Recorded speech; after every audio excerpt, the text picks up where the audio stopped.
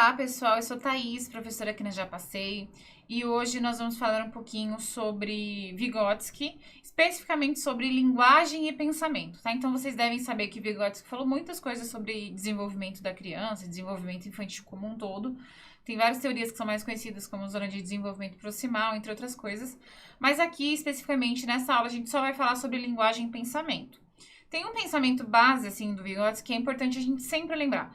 Todas as vezes que cair qualquer questão sobre o Vygotsky, vocês precisam lembrar que ele falava que o desenvolvimento e a aprendizagem acontece através da interação social, a interação com o outro. Então, nesse interagir com o outro é que a gente aprende. Então, para ele, a aprendizagem, o desenvolvimento, ele acontece de fora para dentro. A gente precisa do outro, a gente precisa do meio, da mediação, dos outros mais experientes, enfim. A gente precisa do outro para se desenvolver, tá? Então, esse é um pensamento chave da teoria de Vygotsky que vai basar basicamente tudo. Então, a gente precisa lembrar disso para a gente ser capaz de interpretar as questões que vão vir na prova sobre ele, tá? Então, mesmo que isso não esteja aqui explícito no texto, eu vou lembrar isso nesse começo para que vocês tenham isso em mente durante toda a nossa análise, tá?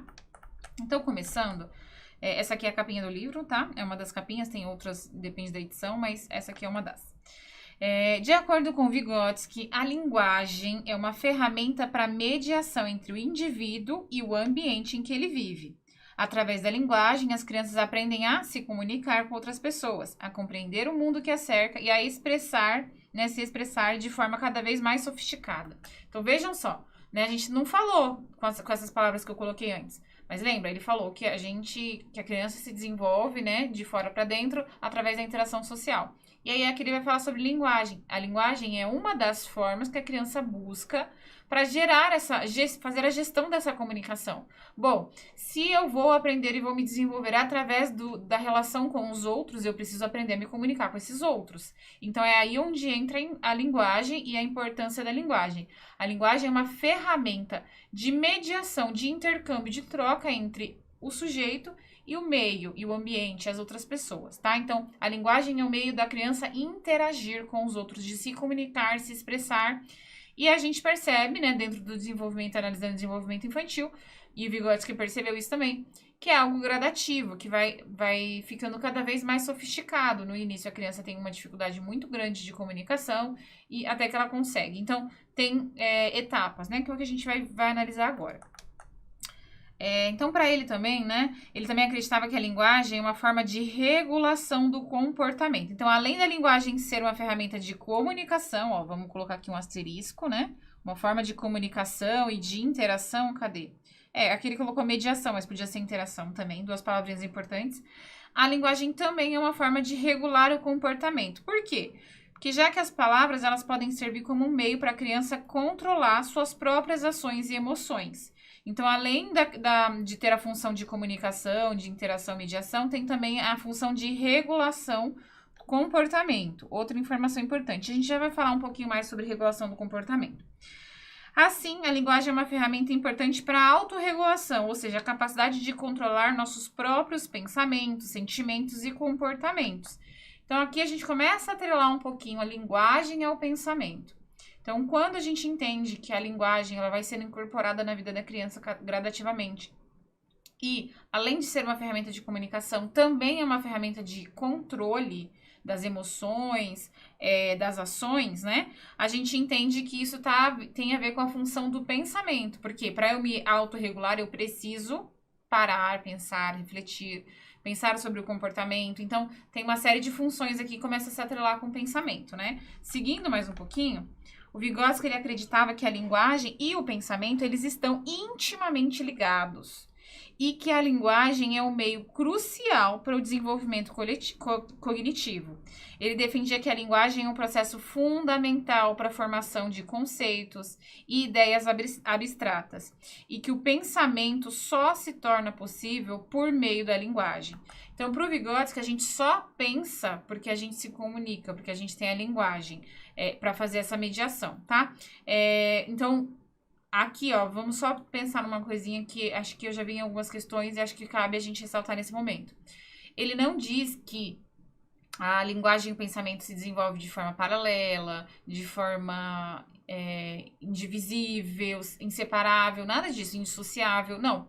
A linguagem e o pensamento se desenvolvem por meios diferentes, por funções diferentes, atendendo a capacidades mentais diferentes também, tá? Só que em determinado momento do desenvolvimento do sujeito, essas duas coisas se interrelacionam. Então, não começam a se desenvolver juntas, mas em determinado momento elas passam a se relacionar, tá? Então, elas não nascem juntas, mas elas passam a se relacionar em determinados momentos do desenvolvimento infantil. Resumindo, para Vygotsky, a linguagem ela é fundamental para o desenvolvimento cognitivo. Então, a gente só aprende porque a gente se comunica. Então, é porque a gente aprende a lidar com a linguagem.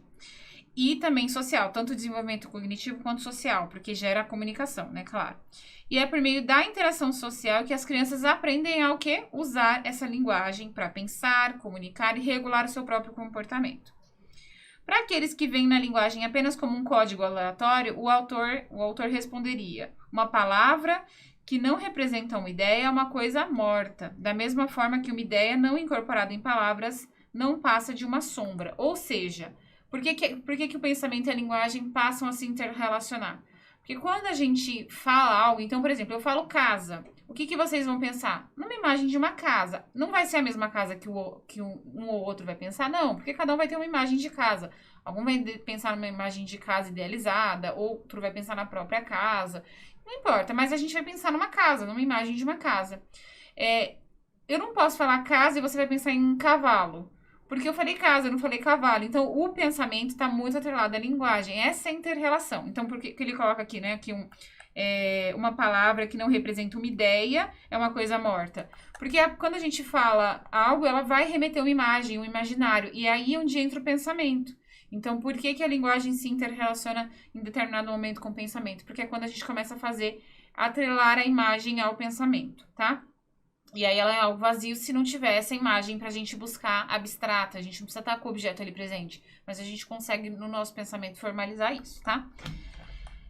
Vygotsky, ele desenvolveu inúmeros conceitos fundamentais para compreendermos aí a origem de nossas concepções e a forma com que as exprimimos. Então, ele falou sobre pensamento egocêntrico, pensamento socializado, conceito espontâneo, discurso interior, discurso exterior. Então, a gente vai falar um pouquinho sobre cada um deles agora. Sobre a fala egocêntrica. Fala egocêntrica é quando a criança fala algo consigo mesma. É uma fala externa, então ela fala mesmo, ela verbaliza. Mas não está falando para ninguém, ela está falando com ela mesma. Ela não está falando com ninguém. Então, de acordo com Vygotsky, seria nada mais do que um uso da linguagem. Então, a criança está usando a linguagem que ela está procurando para melhorar a sua autorregulação. Por esse motivo, apareceria mesmo sem a necessidade de um interlocutor. Então, não necessariamente ela está falando com alguém, ela está falando com ela mesma. Mas então, aí ele questiona, né? Por que a linguagem egocêntrica, ela desaparece aos 6 anos, por volta dos 6 anos, né? Esse é um ponto-chave aí da teoria do Vygotsky, que é a internalização. Então, o que seria isso, né? Aos 6 anos, a criança ela já é capaz de internalizar essa linguagem egocêntrica e torná-la parte do pensamento. Então, ela não precisa mais exteriorizar, falar em voz alta. Por quê? Porque ela já é capaz de utilizar essa linguagem no pensamento dela. E aí, ela vai falar com ela mesma pensando, ela não precisa verbalizar. Então, esse que é o X da questão. Não é que a linguagem egocêntrica desaparece. Ela ainda está presente, mas de forma internalizada e não mais externa, como era antes, tá? Dos 6 anos. Então, assim, a função autorreguladora se tornaria parte do discurso interno da criança. Essa teoria explica, por exemplo, a gênese da linguagem, ou seja, onde a linguagem começa como um suporte principal ali, central para o nosso pensamento. Então, a autorregulação que eu tinha falado para vocês que eu ia falar um pouquinho mais com detalhe. A autorregulação é a habilidade que a gente tem de monitorar ou modular a nossa emoção, a cognição, o comportamento, para a gente poder atingir determinado objetivo ou ainda adaptar as demandas cognitivas e sociais de determinadas situações. Então, a autorregulação é importante para viver em sociedade. Lembra que Vygotsky falava sobre interação social ser a base do nosso desenvolvimento. Então, eu sei que em determinados momentos eu vou ter que me comportar de uma forma, em determinados momentos eu posso me comportar de outras, em ambientes. Então, eu sei disso através dessa autorregulação. E o meu pensamento me auxilia nesse processo, certo? Então, o pensamento socializado, que é um outro conceito que a gente viu anteriormente, né? No discurso socializado, a criança ela não procura estabelecer um intercâmbio com os outros, ou seja, uma troca. ela pede, ela manda, ela ameaça, ela transmite informações, ela faz perguntas, mas nesse pensamento socializado, não necessariamente buscando uma interação, tá? Para atender uma demanda dela mesma, dela consigo mesma. No discurso interior, né, que a gente já teve um pouquinho antes, é a fala interna. Então, a criança falando com ela mesma, mas através do pensamento. Então, esse é o resultado da internalização da linguagem, como a gente já viu. Então, somente a partir da conversão desse discurso interior é que a linguagem se torna uma função mental interna, uma vez que ela passa a organizar o pensamento da criança. Então, é um passo importante para depois o discurso exterior. Então, a criança, ela tem a fala egocêntrica, ela fala sem pensar, sem refletir muito sobre aquilo que ela está dizendo, né?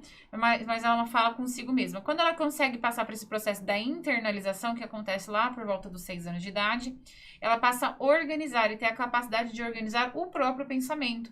Aí ela vai organizando isso com ela mesma, num primeiro momento, para depois conseguir levar isso para o discurso exterior, né? Esse sim é o discurso externo, é um discurso para os outros. Então ela deixa de falar com ela mesma e passa a falar com os outros, né?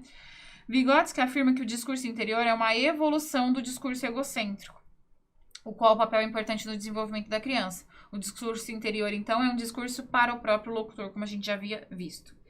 Enquanto não compreendemos a inter-relação entre pensamento e a palavra, não poderemos responder a nenhuma das questões mais específicas desse domínio, nem sequer levantá-las. Então, agora que a gente começa a falar sobre essa inter-relação, tá? Então, agora a gente vai tratar sobre a relação entre linguagem e pensamento. Então, ele começa refletindo que nos animais, a linguagem e o pensamento não se encontram interrelacionadas. Então, é indubitável que no desenvolvimento da criança existe também um período pré-linguístico do pensamento, ou seja, antes da linguagem, tem uma fase do pensamento mesmo antes da linguagem, e tem uma fase pré-intelectual antes da fala, tá? Então, o pensamento e a palavra, eles não se encontram relacionados em uma relação primária, ou seja, eles não nascem juntos. Eles não se desenvolvem dentro de uma mesma perspectiva. Eles vão se desenvolvendo de forma, digamos assim, apartada, por outros meios, por outros períodos, por outras finalidades. Mas, em um determinado momento, eles precisam se interrelacionar. Então, apesar de não nascerem juntos, em determinado momento do desenvolvimento infantil, eles se relacionam. Então, no decurso da evolução do pensamento e também da evolução da fala, a gente gera aí uma conexão entre uma e outra. E aí, uma vai modificando e se desenvolvendo com a outra. Então, tem um determinado momento que a fala e o pensamento se relacionam e começam a se desenvolver e evoluir. Então, seria errado, no entanto, encarar o pensamento e a fala como dois processos não relacionados. Eles estão relacionados entre si. Mas é errado a gente falar que eles são processos paralelos, seja como dois processos que se entrecruzam ou ainda se influenciam mutuamente de forma mecânica. Então, assim, se você vê uma frase só dizendo, olha, a linguagem e o pensamento se desenvolvem de forma paralela, isso fica muito mecanizado, não é assim que funciona, né? Eles vão tendo esse desenvolvimento e em determinado momento eles acabam se relacionando, mas não é de forma mecânica. Tem todos esses processos anteriores que a gente foi vendo, todos esses avanços cognitivos, sociais, para essa interação acontecer. Então, não dá para dizer que acontece de forma paralela, porque a gente não sabe dizer exatamente que momento que eles acontecem, eles não nascem juntos, então eles têm uma relação importante, eles se relacionam sim, mas não de uma forma mecânica, tá? Seguindo, o significado de uma palavra, ele representa uma amálgama tão estreita de pensamento e linguagem que é difícil dizer se trata de um fenômeno de pensamento ou se trata de um fenômeno de linguagem. Então, eles são tão próximos, né? Quando a gente fala algo, a gente imagina no pensamento, isso é tão relacionado que fica difícil de dizer se o significado dessa palavra ou desse pensamento, ele tá mais ligado ao pensamento do que a palavra em si, ou seja, a linguagem. Mas o texto aqui vai dizer pra gente que tá ligado ao pensar, tá? Então, uma palavra sem significado é um som vazio. Portanto, significado é um critério da palavra. Então, para ter significado, eu preciso ter a palavra, assim como preciso ter o pensamento, né? Esse componente é indispensável. Pareceria, então, portanto, que poderia ser encarado como um fenômeno linguístico. Mas, do ponto de vista da psicologia, o significado de cada palavra é uma generalização, ou seja, é um conceito. E como as generalizações e os conceitos são inegavelmente atos do pensamento, podemos encarar então que o significado é um fenômeno do pensar. Então aqui, reflexão que nós temos aqui que o Vygotsky deixa pra gente? Que inicialmente, quando a gente fala de significado da palavra, quando eu falo lá o nome de um objeto, você pensa em algo, né? Esse é o significado, né? Ou pode ser a imagem, mas é um significado para você. Inicialmente, a gente pode pensar, bom, já que um som vazio, uma palavra que não tem significado é vazio, então é um fenômeno linguístico isso, é um fenômeno da linguagem. Mas não, de acordo com ele, como envolve questões de generalização, está ligado ao pensamento. Então, para ele, o significado das palavras está ligado, está envolvido com o fenômeno do pensar. Então, a gente precisa pensar e por pensar é que a gente acaba desenvolvendo essas generalizações e o significado de cada palavra. De acordo com Vygotsky ainda, o significado das palavras evolui. Então, ele não é algo fixo, rígido, inflexível. O significado das palavras, eles passam por transformações, né? Por formações, dinâmicas e não estáticas. Então, eles transformam-se à medida que a criança se desenvolve e alteram-se também com as várias formas que o pensamento funciona.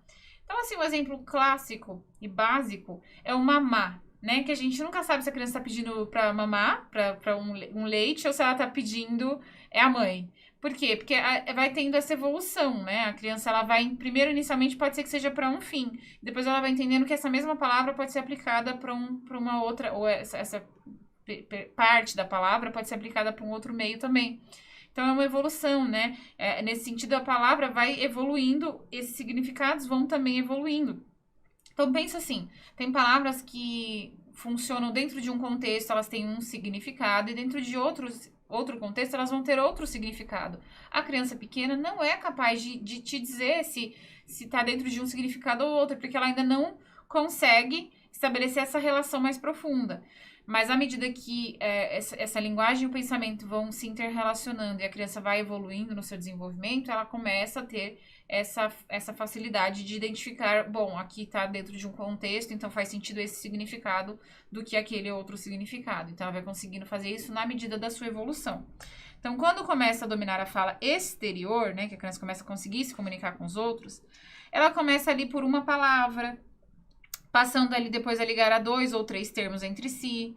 Um pouco depois ela progride para frases simples e até chegar às frases mais complicadas, chegando por fim a um discurso coerente. Então, é um percurso que a criança vai fazendo, né? Então, a gente pode dizer que esse percurso, né, esse discurso coerente é composto de uma série de frases. Dessas, por outras palavras, progride da parte para o todo. Então, a criança começa da palavra e ela chega ali depois num discurso coerente para o todo, né? Então, o pensamento das crianças, precisamente porque surge como um conjunto amorfo, indistinto, tem que encontrar a sua expressão numa palavra isolada. À medida que o seu pensamento vai se tornando mais diferenciado, a criança vai perdendo a possibilidade de se exprimir por meio de palavras isoladas. E aí ela tem que recorrer ali a construir um todo compósito, ou seja, ela vai aumentando o discurso dela, ela vai aumentando gradativamente, porque ela vai percebendo que uma palavra isolada não está sendo suficiente para gerar essa comunicação, esse entendimento, essa troca. Para a criança, então, a palavra é parte integrante do objeto que denota. Algumas experiências simples mostram que as crianças em idade pré-escolar explicam o nome dos objetos pelos seus atributos. Então, elas relacionam a palavra aos seus atributos. Então, vamos lá. Por exemplo, chama-se vaca, a criança vai achar, né? Chama-se vaca porque tem chifres. E chama bezerro porque tá sem chifre ainda, então são pequenos. Chama cachorro porque é um animal pequeno que não tem chifres. Chama-se carro a determinado objeto porque não é um animal. Então, quando a gente pergunta se a gente poderia trocar os nomes das coisas, por exemplo, chamando a vaca de tinta e a tinta de vaca, a criança ela vai responder que não. Porque a tinta, para ela, é para escrever. E a vaca é o que dá leite. Então, trocar os nomes significaria trocar também as características específicas de cada objeto. Tão inseparável é a conexão de ambos no espírito da criança. Então, a criança ela começa a relacionar tanto esse significado ao que é o real, né? Então, ela começa a fazer tanto essa relação que ela não acha que dá para mudar. Por quê? Porque senão teria que mudar a característica. Ela atrela esse significado à característica, tá? Então, a fusão dos dois planos, então, a fusão da imagem que a criança vai criando, o plano semântico, que é a verbalização, e o plano vocal, né? Começa a desarticular-se à medida que a criança cresce. Então, ela vai começando a desvincular à medida que ela cresce.